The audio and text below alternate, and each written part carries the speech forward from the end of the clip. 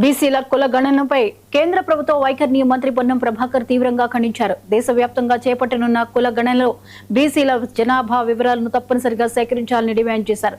40 ప్రశ్నలతో కుల గణన చేపడుతూ అందులో ఓబీసీలకు సంబంధించిన అంశం లేకపోవడం దారుణమని మండిపడ్డారు.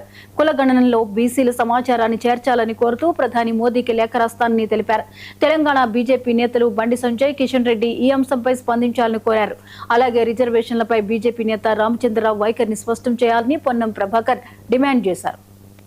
మీరు ఊరికేనే మొసలికి ఆనాడు ప్రకటించి ఆచరణకు వచ్చినప్పటికీ మాత్రం ఓబీసీ 40 ప్రశ్నల్లో ఓబీసీ అనే పదం లేకుండా జాగ్రత్త పడ్డారు.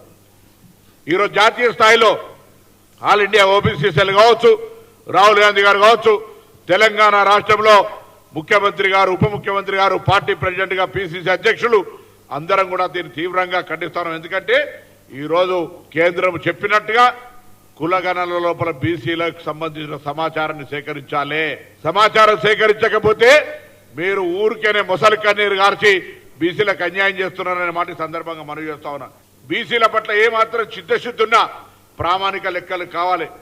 మరొక మాట కూడా ఈరోజు దేశ ప్రజల ముందు ఉంచుతా ఉన్నాం.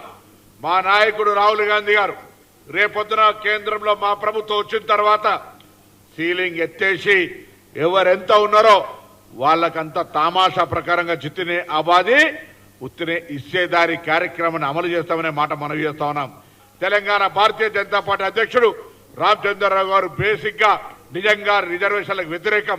ఇవాళ ఆయన స్టాండ్ అడుగుతా ఉన్నాం. పార్టీ అధ్యక్షుడిగా ఇవాళ తెలంగాణ ప్రభుత్వం తరఫున అడుగుతా ఉన్నాం. తెలంగాణ కాంగ్రెస్ పార్టీ తరఫున అడుగుతా ఉన్నాం. భారతీయ జనతా పార్టీ ఇక్కడ నాయకులందరూ కూడా రాష్ట్రంలో మేము చేసినటువంటి సర్వేని ఆధారంగా ఉదాహరణ తీసుకొని చేస్తామని చెప్పినటువంటి సందర్భంలో మేము రాష్ట్రంలో ఇండ్ల సర్వే నాడు బీసీల ఇండ్లు ఎన్నాడు అడిగినాం. కులాల సర్వే జరిగినాడు వాళ్ళ యొక్క లెక్కలు రావాలని అడిగినాం. ఇవాళ మీరెందుకు ఓబీసీకి సంబంధించిన ఆప్షన్ ఇవ్వలేదో జవాబు చెప్పాలి. ఆనాడు ప్రకటించి ఆచరణకు వచ్చినప్పటికీ మాత్రం